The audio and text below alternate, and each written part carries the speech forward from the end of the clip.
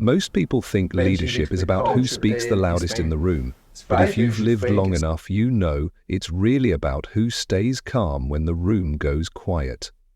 In today's story, you'll meet a man no one noticed, a chair no one expected, and a lesson that outlived the applause. If you've ever felt that wisdom is being drowned out by noise, this one will feel personal. Stay with us until the end. You might walk away with 5 words that change how you show up in every room. Comment below with your own turning point moment. And don't forget to like and subscribe. The retreat center sat just outside Denver, tucked between pine ridges and half-melted snow. The air inside was warmer than expected, full of voices layered over one another, clashing like clinking glasses. At the center of it all, Logan held court, leaning back in his chair like it was a throne he'd earned. He was 33, sharp jawline, expensive sneakers, and the kind of casual confidence that came from selling a company at the right time. Around him, a half-circle of other young executives scribbled notes, sipped branded water, and nodded more often than they listened. Behind Logan, the whiteboard was still full of markers and diagrams from the previous speaker, none of which had been erased. Someone cracked a joke about how leadership today was just rebranding common sense with better fonts. Laughter followed, quick and approving. Logan added something slick about vision and disruption, his voice rising just enough to draw attention. Then the door creaked. It wasn't loud, just enough to shift the energy. An older man stepped in, carrying a stainless steel thermos and a canvas satchel that sagged like it had seen too many years. He wore an untucked button-down, faded at the collar, and tan slacks that held the memory of better creases. His shoes were quiet. He said nothing, didn't explain, just scanned the room briefly, then made his way to the side, stopping to adjust a stack of unaligned chairs. Nobody addressed him, a few raised eyebrows. Logan shot a glance over, smirked, and turned back to the group. "Looks like we got ourselves a guest speaker from the janitorial board," he said it half laughing, half loud, waiting for the reaction. The group chuckled, some more awkwardly than others. The man didn't seem to hear or care. He wiped down the side table, then replaced a cap on one of the markers someone had left uncapped. He checked the HDMI cable on the projector, recoiled it neatly, slid the tray of dry raise magnets back into place like it actually mattered. The noise level dipped a little, not because anyone was paying full attention, but because something about the stillness of his movements broke rhythm with the rest of the room. Logan shifted in his seat, waved a hand dismissively. "Probably got lost on his way to maintenance." The laughter returned, but not quite as loud. One of the younger participants nudged a notebook over the edge of the table. The old man caught it before it hit the floor, handed it back with a nod, and went back to sorting cable. There was something about the way he moved. Not rushed, not apologetic, just aware, like every motion had been decided long before it happened. Claire, seated 2 spots from Logan, watched a little longer than the rest. She didn't say anything, just noted how the man placed a stool back under the counter, quietly tucking it into alignment without being asked. The group returned to their task, drafting a model for organizational influence. Diagrams appeared again on the whiteboard, this time sloppier, less thought out. Logan took the marker and stepped up to explain his take on adaptive leadership. Behind him, the old man was coiling a second extension cord, looping it carefully into an even spiral. He didn't look rushed, didn't seem out of place either, just invisible. Claire felt it before she understood it, a kind of hush at the edge of noise. The kind that doesn't demand attention, but earns it through presence alone. Logan paused in mid-explanation. "You know, maybe we're missing the real expert here." He turned, gesturing broadly toward the old man. "Want to come up here and show us how it's done, sir?" The words weren't cruel, but they weren't respectful either. The old man looked up, nodded once, then went back to wiping a fingerprint off the glass door. He didn't leave. He didn't answer. He just remained. There was something in that silence.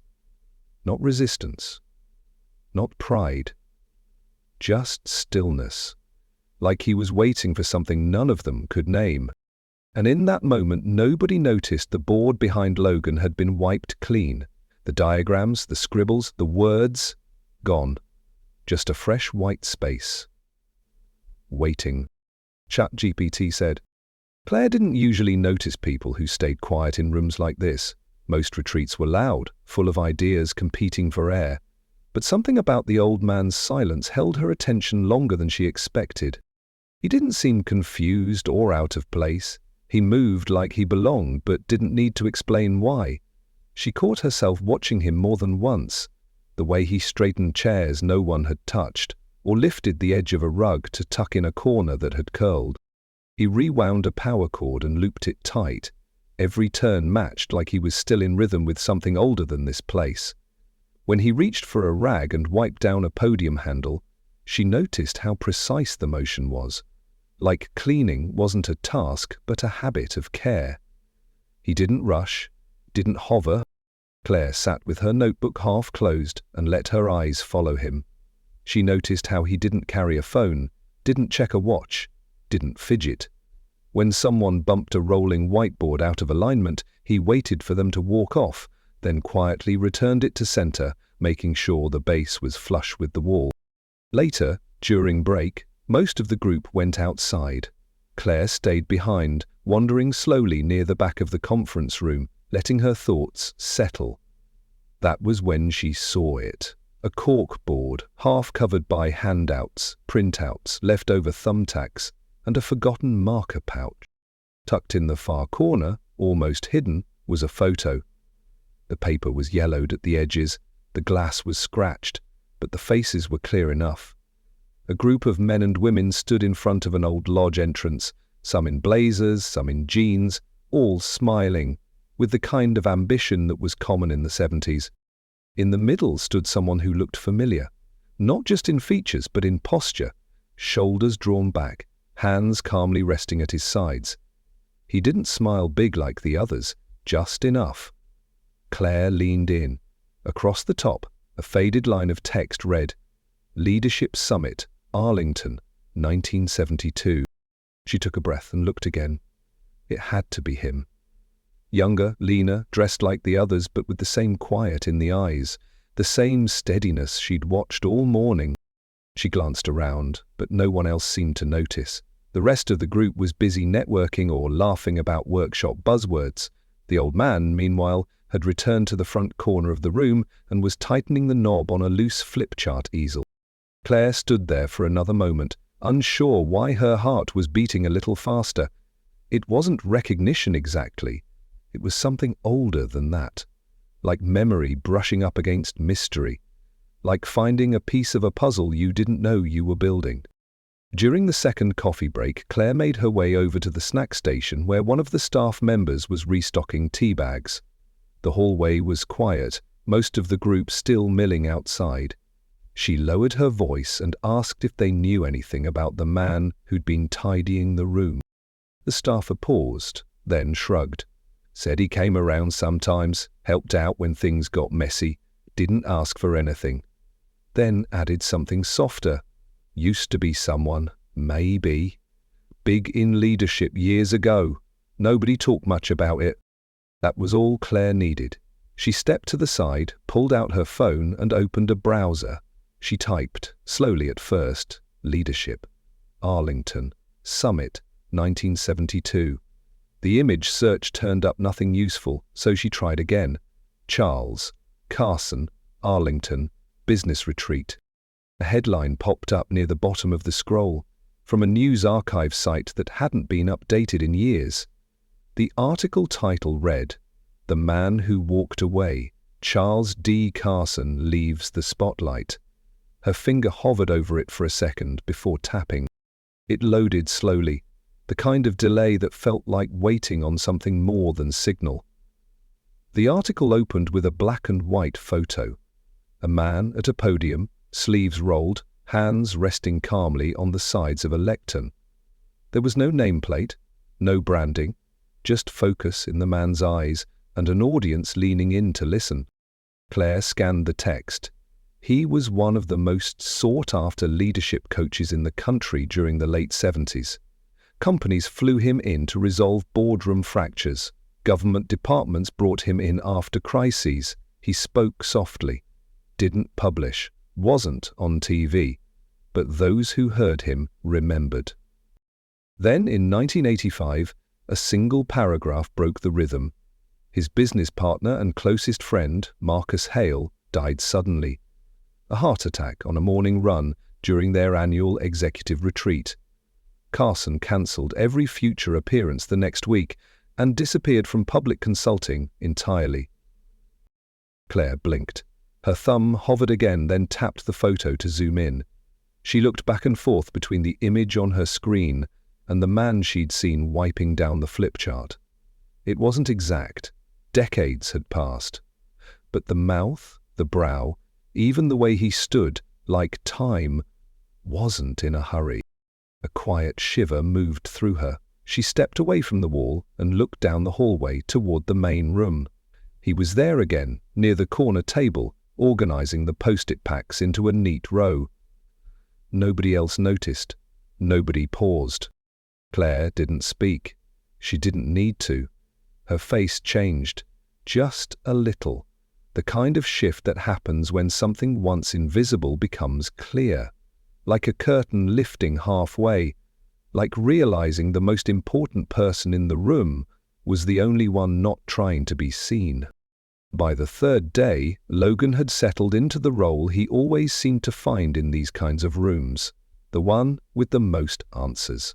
He stood at the front again, whiteboard already half covered in arrows and abbreviations, outlining a system he called influence loops. He spoke quickly, stepping between markers like a conductor, gesturing at shapes that formed more for style than clarity. The group leaned in just enough to keep him going. It was performance as much as insight. Claire sat in the back this time, not taking notes, just watching. Near the corner, the old man leaned against a wall, arms folded, quiet as ever. He hadn't been given a seat, hadn't asked for one. Logan paused to reload his thoughts. While he did, the old man walked to the whiteboard. Not close, just enough to see the structure. He took one step forward, reached out, and gently erased a small word near the center. It was one of Logan's core terms. The room went still for a breath. Logan laughed under his breath, turned slowly, smiling like it was a joke. "Look, I appreciate the help, sir, but maybe let the folks doing the teaching run the session? Yeah?" The old man stepped back, said nothing, but his hand stayed loose at his side like the point had already been made. Logan dropped his marker. The sound felt louder than it should have. He walked forward, not angry, not yet, just firm. "What is it you think you're doing? Seriously? You keep cleaning fine, but what's with the corrections?" The old man looked up. His voice didn't rise. "I'm not here to learn. I'm here to remind." That's all he said. The words landed strange in the air. They didn't feel sharp, but they cut. Someone in the group shifted in their seat. Logan's shoulders twitched. He forced a laugh again, but it didn't carry. "Remind us of what, exactly?" He waved his hand across the diagrams. "How we used to run companies like family businesses. How slow meetings build real relationships." The old man didn't move. Didn't flinch, just tilted his head slightly, like listening for a better question that hadn't been asked yet. Claire looked from one to the other. The room had stopped breathing. Logan crossed his arms. "Okay, you've had your fun, but let's not pretend a mop and a memory makes you a mentor. You had your time, and clearly it passed." The words sounded more defensive than decisive. He knew it too. The old man blinked once, then turned toward the board, picked up the marker Logan had dropped, and circled one of the words. It wasn't one he'd erased, just one that didn't belong where it had been placed. Then he stepped back again. He didn't explain, didn't ask permission. He just pointed, not with a finger, with presence. Logan didn't know what to do with that. He looked down, then back at the board, then out at the group. Nobody spoke. Not because they were afraid, but because something had shifted. The air between expertise and understanding had cracked open just enough to feel. Claire felt it first, then others. Logan stepped back, picked up the marker again, but he didn't write, he just held it. His jaw worked once, then he set it down, walked to the other side of the board. The session ended early. People left in twos and threes, quiet now, not confused, just unsettled. Claire stayed behind for a moment longer. The old man had already started putting the markers back in order, like it was part of his rhythm. Not victory, not protest, just something that needed doing. Nobody told him to stop. Nobody really looked him in the eye. Except Claire. And when their eyes met, she understood. The reminder wasn't for Logan, not entirely. It was for all of them, for anyone who'd ever mistaken sound for depth and speed for wisdom. By the afternoon, the room had settled into a low hum of casual confidence. Logan stood near the front again, arms folded, walking the group through a case study on crisis leadership. His voice was sharp, edges polished, every point followed by a nod or a quick smile from someone trying to stay in his favor. He moved like he owned the space. Even when he stumbled on a stat or brushed past a vague assumption, nobody challenged him. Except, maybe, the presence leaning in the back, quiet, steady, always watching. That was what got under Logan's skin more than anything. After one too many glances, Logan turned, voice rising just enough to claim the room. "Since you're back there evaluating, how about we open the floor? Coaching face-off. You bring your wisdom, I'll bring mine. See what sticks." His smile was tight, almost playful. Almost. The group laughed, unsure if they were supposed to. The old man didn't blink. He stepped forward without hesitation, picked up a marker without asking, walked slowly to the board.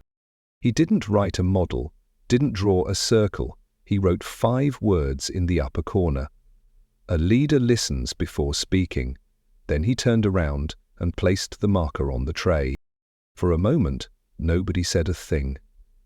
Logan shifted his weight, still holding a grin, but it faltered at the edges. The old man looked at the diagram from earlier. "You," tilted his head. Then walked up and pointed to a line that connected 2 concepts. He tapped once, gently. Then erased a short phrase and rewrote it, switching 2 words. That was it.